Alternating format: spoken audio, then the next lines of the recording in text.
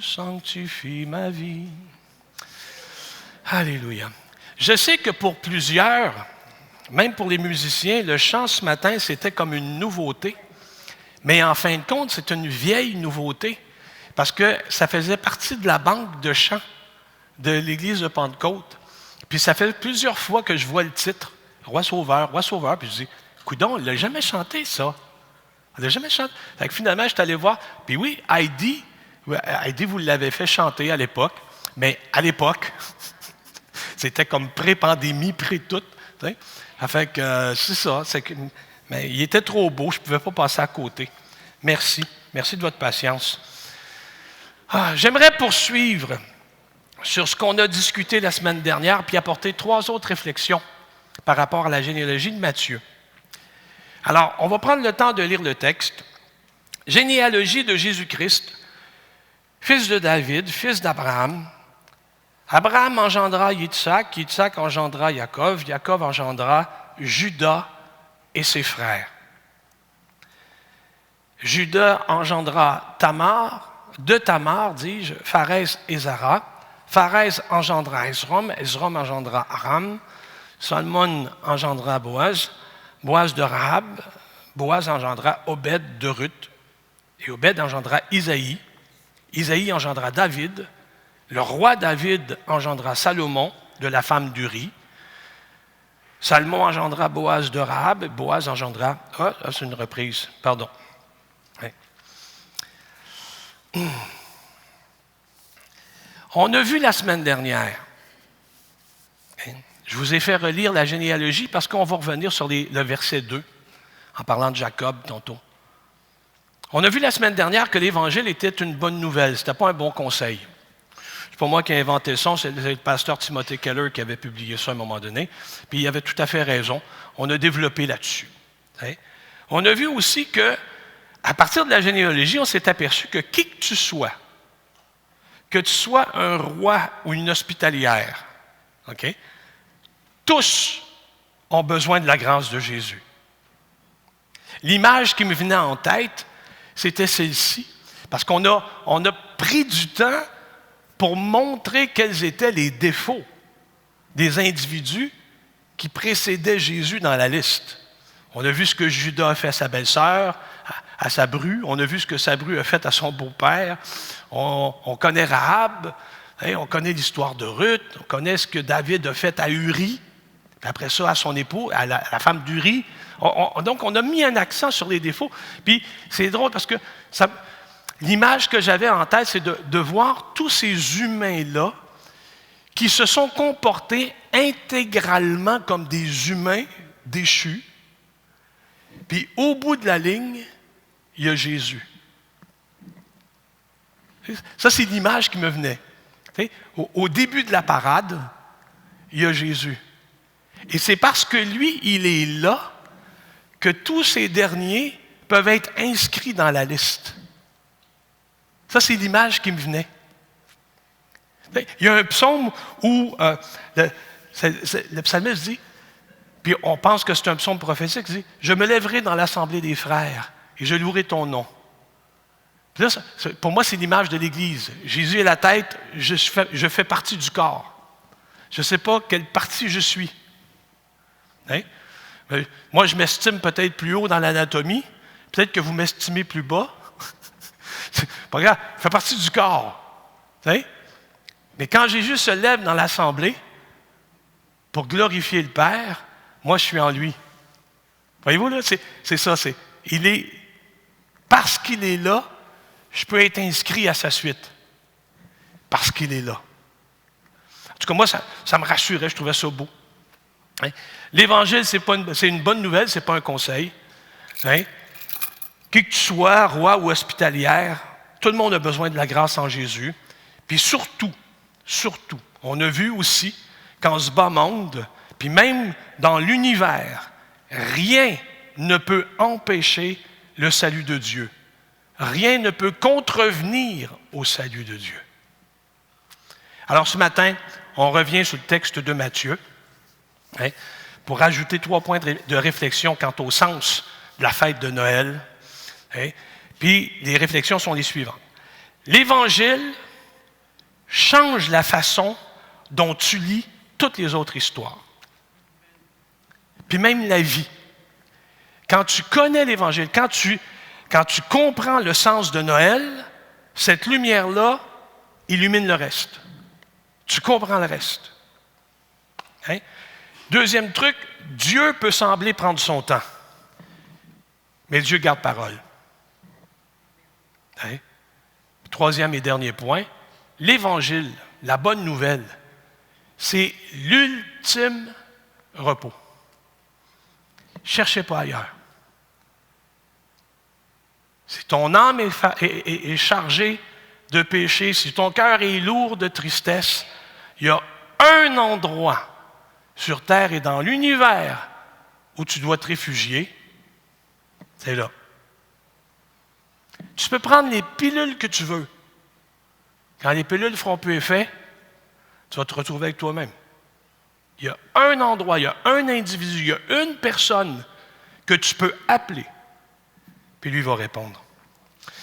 L'Évangile, ça change la façon dont on lit toutes les autres histoires. Toutes. Dites toutes. Merci. Ah, on a vu la semaine dernière que l'histoire de Noël, ce n'est pas une fiction. OK? On a vu ça, on l'a expliqué, je ne reviendrai pas comme ça. Hein?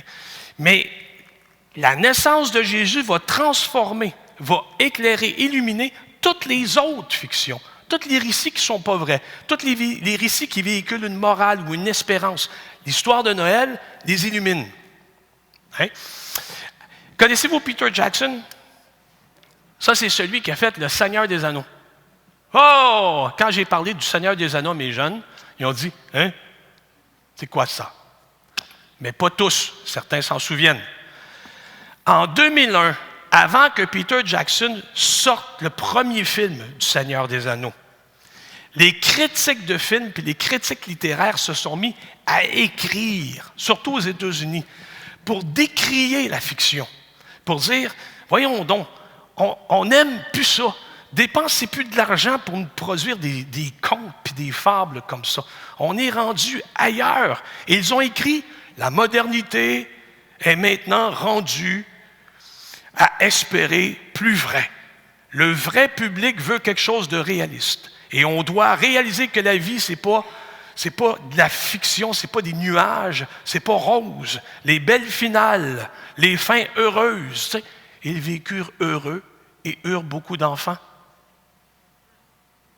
Hein? Là, tu te demandes c'est qui ça rend heureux. Mais, hein? Hein? Mais donc, ils ont commencé à écrire la vie, c'est pas un conte de fées. La vie, c'est dur. La vie, c'est plate. La vie, c'est pas ça. OK? Dans le New Yorker, il y a un journaliste qui a écrit il parlait du roman de Tolkien, là, Le Seigneur des Anneaux. Et c'est un livre sur la bravoure, un livre audacieux. Mais toutefois, prendre plaisir à sa lecture ne fait que révéler un manque de courage face aux nuances de la vie. Hein? Puis à partir de ce moment-là, le cinéma et la littérature n'ont pas arrêté de produire de la fiction. Même Walt Disney s'est mis à recycler tous les vieux contes. Que les contes proviennent des frères Grimm ou de Charles Perrault, peu importe. Ils se sont mis à les recycler et à les revamper. Mais tu te dis, mais comment ça se fait? Pourquoi les gens, les jeunes, aiment tant ça? Des Belles et la Bête, La Belle au bois dormant, les contes d'Arthur, les contes de Faust, les légendes de Roland. Ça, c'est les légendes de la table ronde, hein, en François. Pourquoi les gens aiment ça? Parce que les gens ont besoin de ce que la réalité ne peut pas faire pour eux. Puis vous savez pourquoi? Parce que dans le cœur des humains, on désire expérimenter le surnaturel. On veut échapper à la mort. On veut connaître un amour qu'on ne peut pas perdre. On veut vivre assez vieux pour voir nos rêves se réaliser. On veut triompher du mal. Et tous les récits d'enfance qu'on nous a contés et qu'on nous remet constamment à la télé, c'est justement, et au cinéma, c'est justement ça que ça alimente. Ces contes-là alimentent une espérance. Ils projettent quelque chose de mieux que ce qu'il y a là présentement. Mais si on s'y arrête à ça, c'est décevant. C'est comme prendre des pilules. Quand le film est fini, toi, tu retournes à ta réalité. À moins que tu connaisses l'histoire de Noël. À moins que tu suives ce que la bonne nouvelle te demande de faire. Là, c'est pas pareil. Quand on regarde le récit de Noël au premier coup d'œil, on dirait que c'est comme les autres. Avez-vous remarqué ça? Un homme qui vient d'ailleurs et qui a avec lui toute la puissance du ciel, capable de calmer les vents et la mer, guérir ceux qu'on lui amène et qui sont malades. Il est même capable de relever des morts. Un jour, ses ennemis se tournent contre lui. On l'arrête, on l'interroge, on le torture, on l'assassine. 3 jours après, il ressuscite. Alors que toute espérance est perdue, il ressuscite, il instaure le salut des hommes. Tous ceux qui croient en lui ont la vie éternelle. Tu dis, finalement, c'est un texte comme les autres. Non! Parce que Matthieu s'est efforcé d'enraciner Jésus dans l'histoire pour justement te montrer que ça, ce n'était pas une fiction.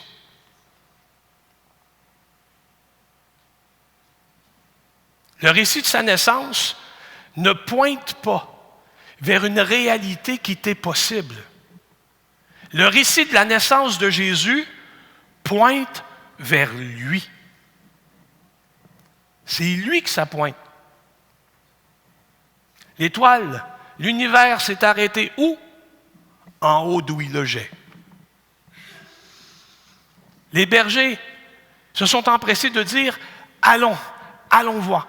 Ils sont accourus vers lui. Et ils ont vu là, dans cet enfant nouveau-né, toute la puissance du salut. C'était embryonnaire, c'était là.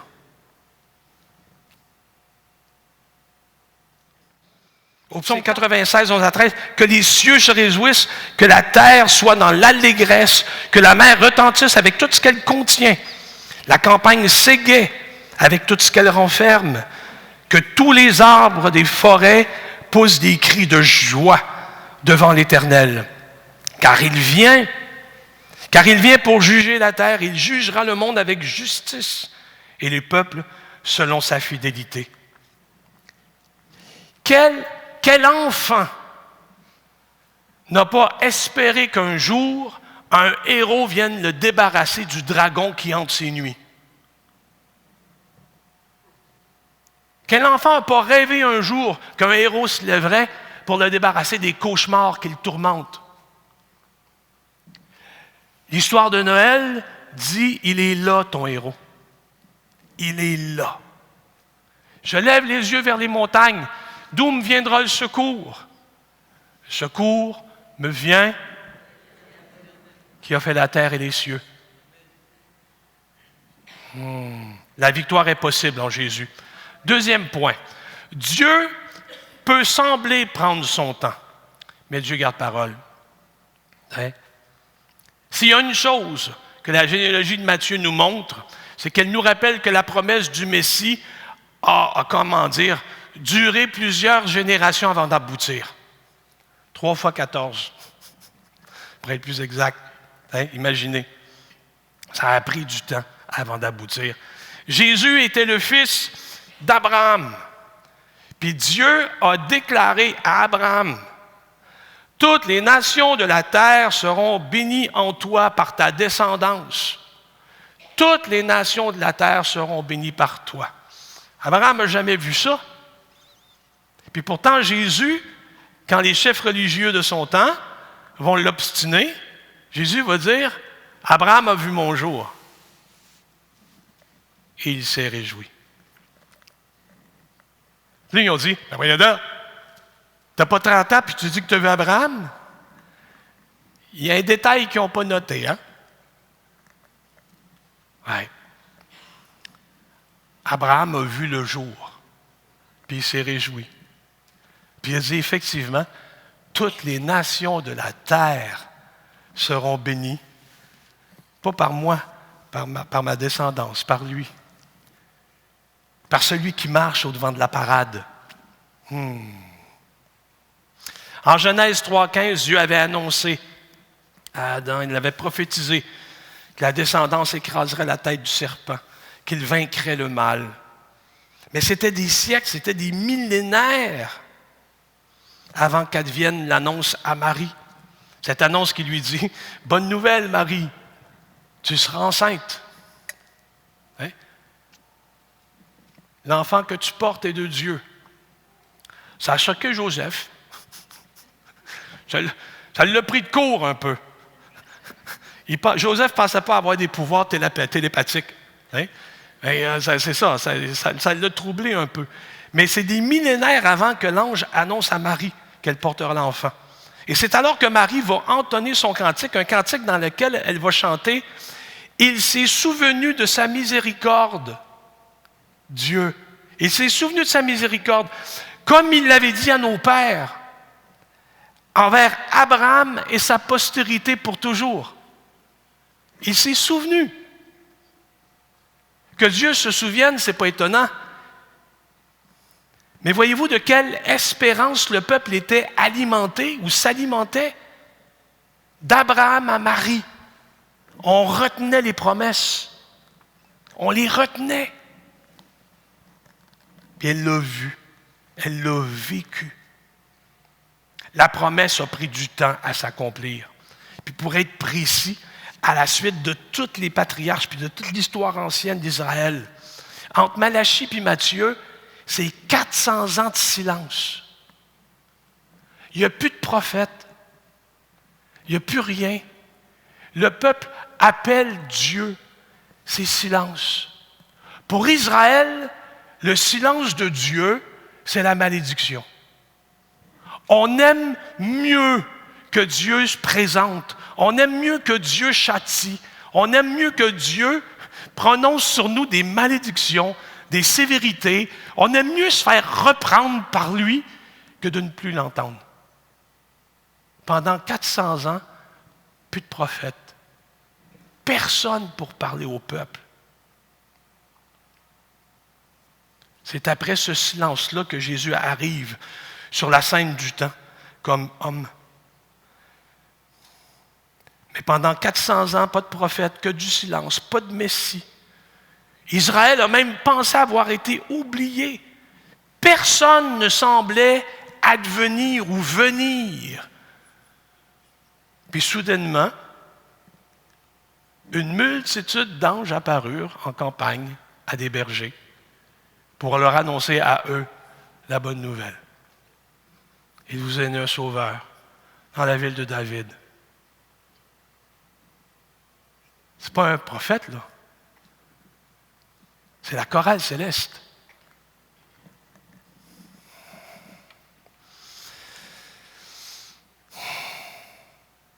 On ne peut pas juger Dieu, dis-je, par notre calendrier. Puis je sais que parfois, on a l'impression que Dieu est beaucoup trop patient quand ce n'est pas absent. Mais l'Écriture et la généalogie et l'histoire d'Israël nous montrent que Dieu n'oublie jamais ses promesses. Puis quand il accomplit ses promesses, c'est jamais ce qu'on attend. C'est pas ce qu'on pensait. C'est vraiment pas ce qu'on pensait.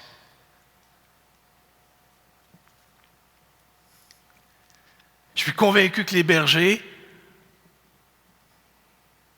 dans toute la simplicité de la scène qui était devant eux, je suis convaincu qu'ils ont été quand même un peu déçus. Il vous est né un sauveur. Peut-être qu'ils s'attendaient à arriver puis d'apercevoir un gars mature. Tu sais, déjà tout formé. Hein? Non, un bébé. Quand Dieu accomplit ses promesses, c'est toujours de façon étonnante. Il ne tarde pas C'est là le thème principal de la naissance de Jésus, puis même de toute la Bible. C'est que Dieu travaille instamment. C'est que nous ne le voyons pas tout le temps. Prenez par exemple le récit de Joseph. Connaissez Joseph? Oui? Pas nous autres, là, parce que je sais que dans notre certificat de naissance, tout le monde s'appelle Joseph. Mais le Joseph de la Bible, dans l'Ancien Testament, prenez-le. Là, pendant des années, il a été vendu, il s'est retrouvé en prison. Ça a pris du temps avant que quelqu'un dise « Ah, ouais, le gars, mon voisin prisonnier, il avait un don, lui. » Donc, il a été oublié combien de fois dans son existence? Il a été méprisé combien de fois dans sa vie? Son père l'aimait, mais à part son père, personne. Puis Joseph était détestable. Tu sais, quand on dit un enfant n'est pas élevé, là, Joseph, son père n'avait pas fait du monde avec. C'est que Joseph a passé sa vie à subir les conséquences de sa personnalité. C'est-à-dire, on l'a tassé, on l'a humilié, on l'a vendu, on n'en a pas tenu compte.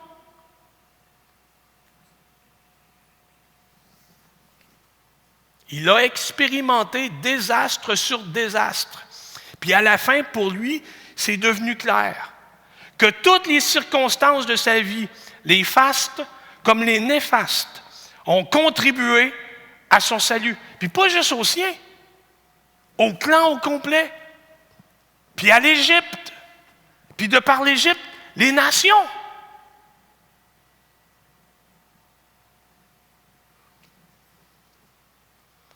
Joseph va dire à ses frères, « Vous m'aviez médité de me faire du mal, puis Dieu l'a changé en bien.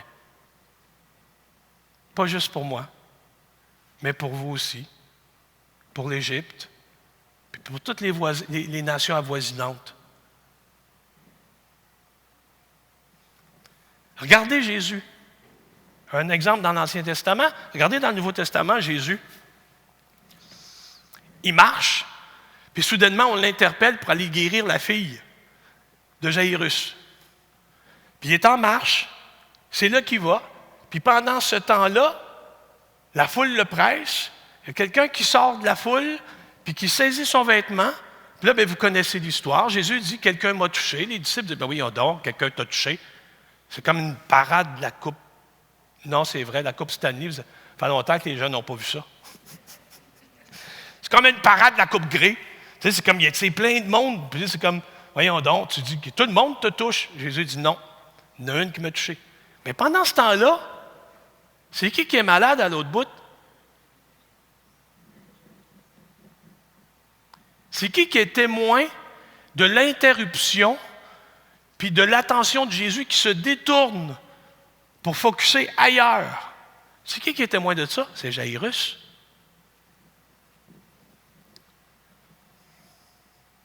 Notre première idée, c'est que le timing de Jésus n'est pas bon. Hein? Puis tout le récit va nous montrer le contraire.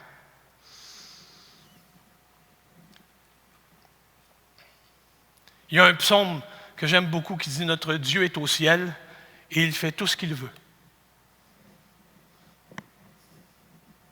Ça vous stresse-tu? Non, parce que la bonne nouvelle, c'est qu'on nous dit que tout ce qu'il veut, c'est nous sauver. Tout ce que Dieu a dans son cœur de déterminer pour nous, c'est bon.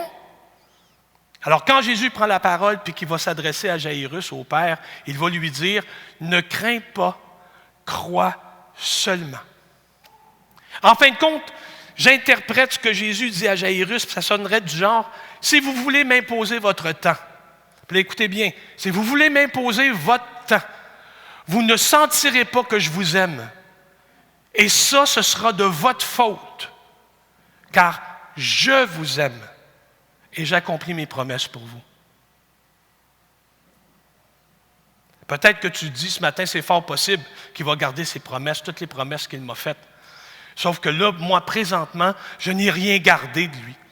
En fin de compte, dans ma relation avec lui, j'ai tout bousillé. puis je ne peux pas revenir en arrière, je suis vraiment trop coupable. Regardez la généalogie de Matthieu.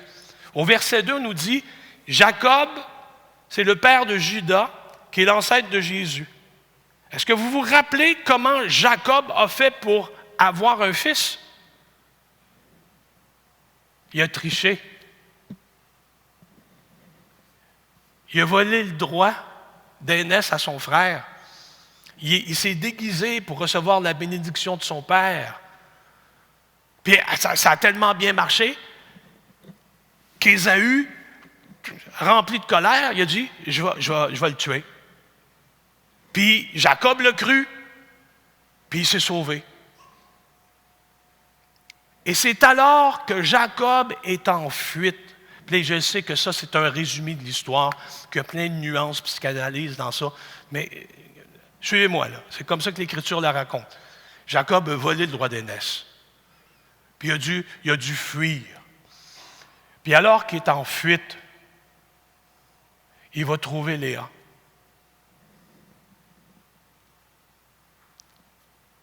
Puis Léa va accoucher de Judas, le Sauveur.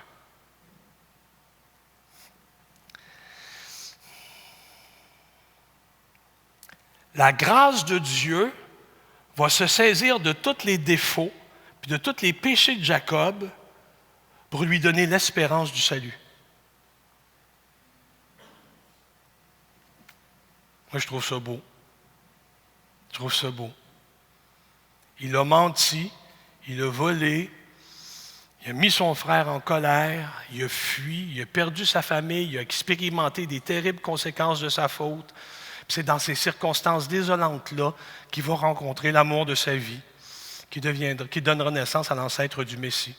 Puis vous avez bien noté, là, tout ce que Jacob a fait, c'était mal. Tout ce que Jacob a fait, c'était pas bon. Mais Dieu s'est révélé plus grand que sa faute à lui.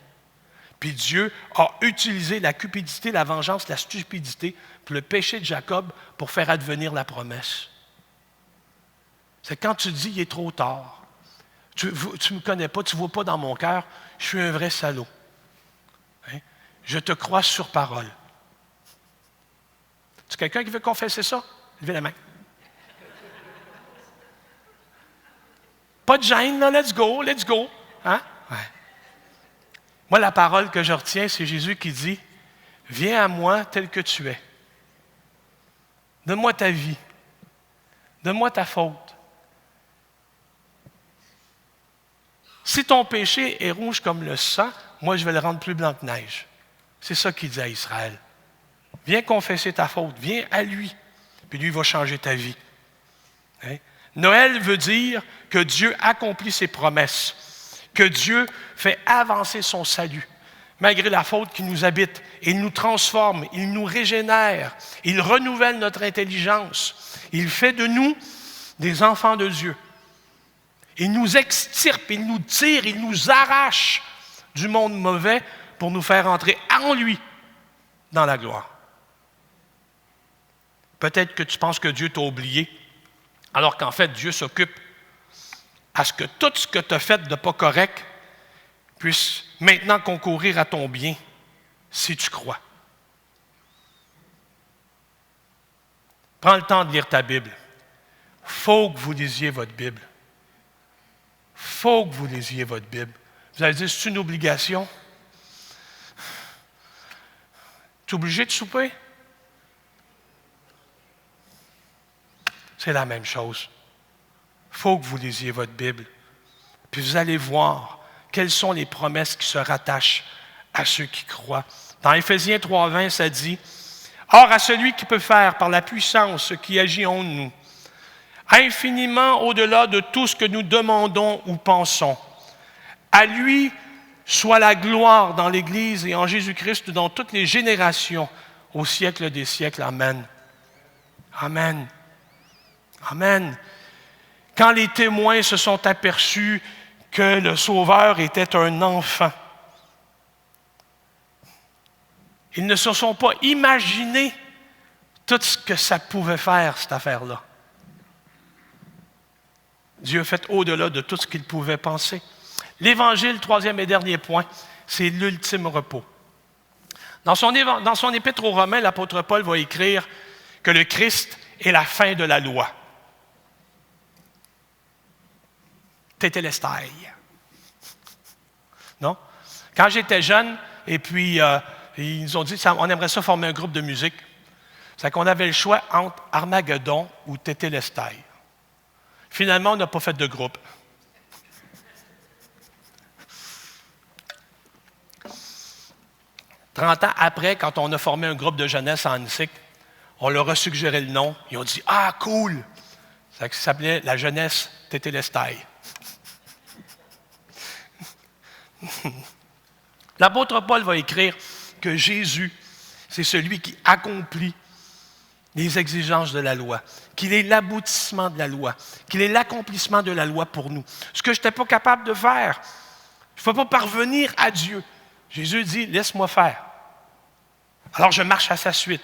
C'est ce que l'apôtre Paul explique. À sa manière, dis-je, Matthieu va signaler que tout aboutit à Jésus. Tout arrive à lui, que le repos ne se trouve qu'en lui. Hein? Au début de sa généalogie, dans 1,17, il écrit « Il y a donc en tout 14 générations depuis Abraham jusqu'à David.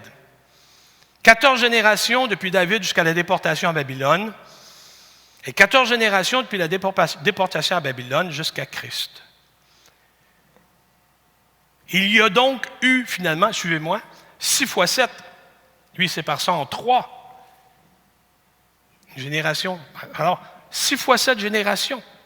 Puis ça fait donc de Jésus le commencement de la 7e année. Me suivez-vous? Hein? C'est le début, premier jour de la 7e année. Là, ils disent, moi, c'est correct. Puis, ça t'emballe? Oui! Sûr que ça m'emballe. Voyons donc! Vous allez vous coucher ce soir, vous allez dire, Jésus est le premier jour de cette 7e année. Puis là, vous allez dormir en étoile. Vous allez voir. OK? Qu'est-ce que Matthieu veut dire en signalant ces 14 générations, 14 générations, 6 fois 7? Pourquoi il parle de ça? Le chiffre 7 a son importance dans la Bible. Dieu a créé le monde en combien de jours? Hein? Il s'est reposé quel jour? Il va donc nous recommander de faire la même chose. OK? Et le peuple d'Israël va donc vivre le sabbat. Hein? Dans la loi de Moïse, on va recommander aux fermiers de laisser la terre se reposer la 7e année. Hein? C'est ça. Puis même encore, dans Lévitique 25, on va dire, à partir de ton entrée en Canaan, OK? La 49e année, la 50e année, le premier jour, hein? Ce sera une année de jubilé. OK. Jubilé. On comprend, nous autres Québécois, ce que ça veut dire. On jubile. Ha, ha, ha, ha, ha, ha. Non. C'est sociologiquement parlant, économiquement parlant, c'est la révolution. Si tu as des dettes, elles sont effacées. Vous aimeriez ça? Si tu t'es vendu comme esclave parce que tu ne pouvais pas payer tes dettes, c'est comme nous autres, on dit au restaurant, peux-tu faire la vaisselle? Hein? Donc, quand tu te vends comme esclave parce que tu ne peux pas payer tes dettes, à la 50e année, tu n'es plus esclave. Ta dette est effacée. Tu dis, oui, mais je n'avais pas de terre. Je l'ai vendue. Hein? La 50e année, tu la retrouves. Tu es restauré. Tu es rétabli. Tout ce que la vie t'avait fait subir, tout ce que tes manquements, tout ce que tes fautes t'avaient fait subir, c'est effacé, c'est rétabli. En Israël, c'est comme ça. L'année du jubilé. Matthieu nous dit, Jésus, c'est ton jubilé. Tout ce que tu as fait avant. Si tu viens y apporter, si tu confesses ta faute, puis si tu le reconnais comme Seigneur, ton jubilé qui commence. Tu embarques avec lui, première journée de cette année pleine. Jusque dans l'éternité.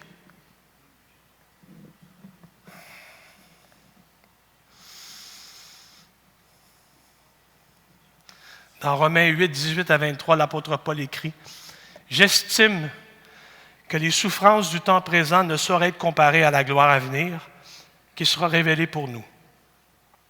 Aussi, la création attend-elle avec un ardent désir la révélation des fils de Dieu. Car la création a été soumise à la vanité, non de son gré, mais à cause de celui qui l'y a soumise. Mais elle avait l'espérance qu'elle aussi sera affranchie de la servitude et de la corruption, pour avoir part à la liberté de la gloire des enfants de Dieu. »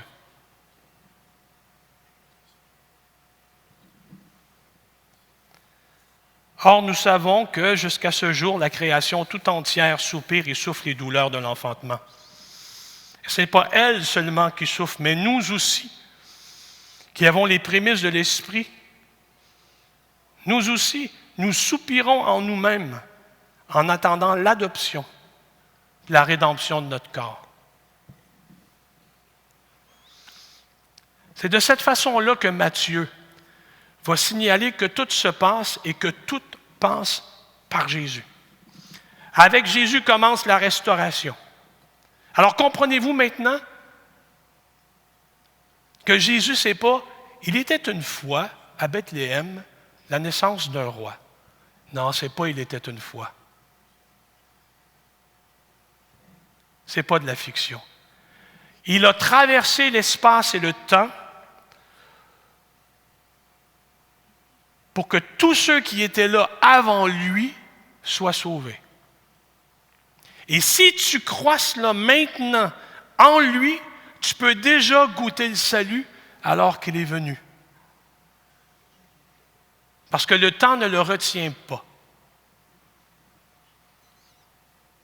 En lui, par la foi, tu n'as pu être prouvé à montrer ton CV, à montrer ta généalogie, pour montrer les illustres qui sont venus avant toi. Tu n'as pas besoin de cacher les moribonds, tous ceux qui nuiraient à ta réputation, tu n'as pas besoin. Tu viens à lui comme tu es. Tu n'as pas besoin de te prouver, tu n'as pas besoin de montrer ta compétence. Si tu réalises ton besoin d'être sauvé, que tu réalises qu'il est Seigneur et Sauveur, tu as juste à venir à lui. Tu lui donnes tes fautes, puis tu le confesses comme le maître de ta vie.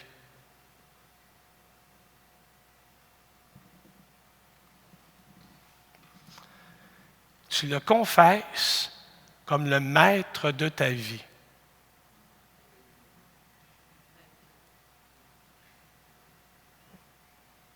Ça veut dire qu'il a des exigences pour toi. Il est le maître, tu es l'élève. Il est le maître, tu es le disciple. L'apôtre Paul en Romains va expliquer longtemps le concept de la liberté, puis je ne veux pas m'étirer, j'ai fini. Mais l'apôtre Paul va dire, nous, surtout en 2023, on pense que la liberté, c'est de s'accorder le droit de faire tout ce qu'on veut. L'apôtre Paul dira, il va expliquer que quand tu te donnes le droit de faire tout ce que tu veux, en fin de compte, tu te rends esclave des droits que tu te donnes. Tout le monde est esclave de ce qui triomphe de lui. Si tu pêches, c'est le péché qui a triomphé de toi. Puis tu es esclave de la faute. L'apôtre Paul va dire, en Jésus, tu es libéré du vieux maître qui te tenait en esclavage. Tu choisis maintenant de servir en Jésus. Et c'est sa vérité à lui qui te rend vraiment libre. On ne connaît la liberté que par le service à Jésus. Alléluia. Je vous invite à vous lever, s'il vous plaît. Oh, Dios.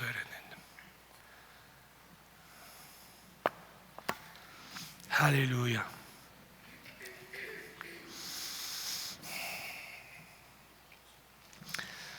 Noël s'en vient, puis je sais, je regarde vos mines réjouies, ça vous tente de chanter « Joie dans le monde,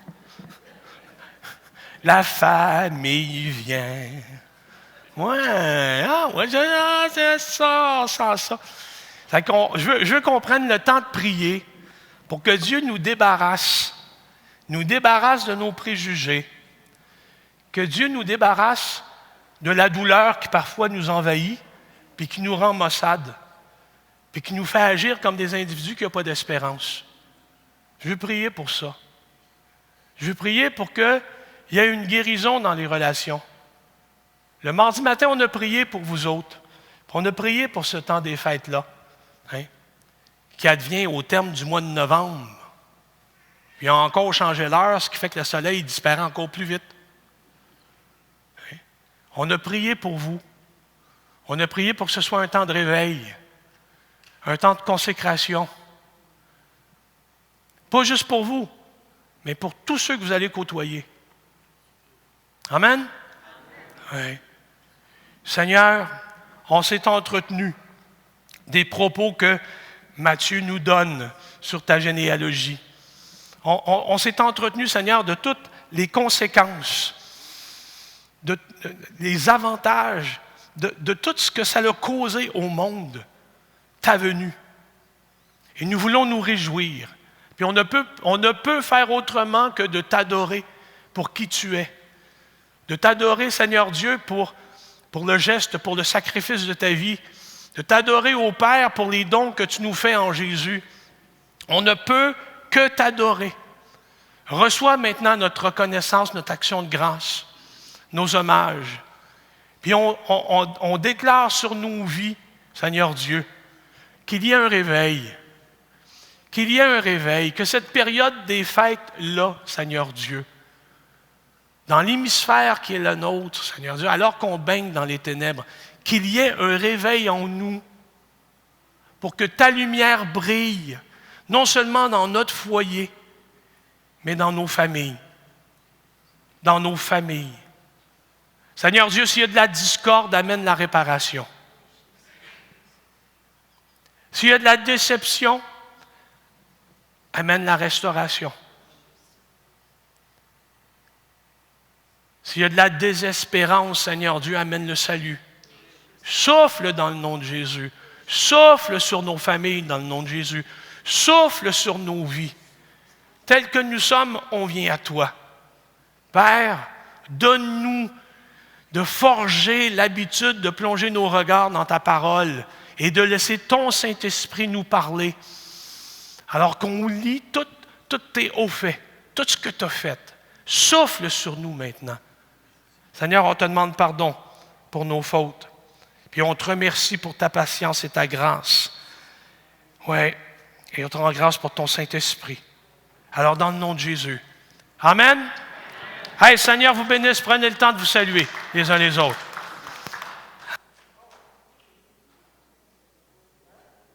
Je veux rappeler aux membres du comité qu'il y a une rencontre après la réunion. Merci.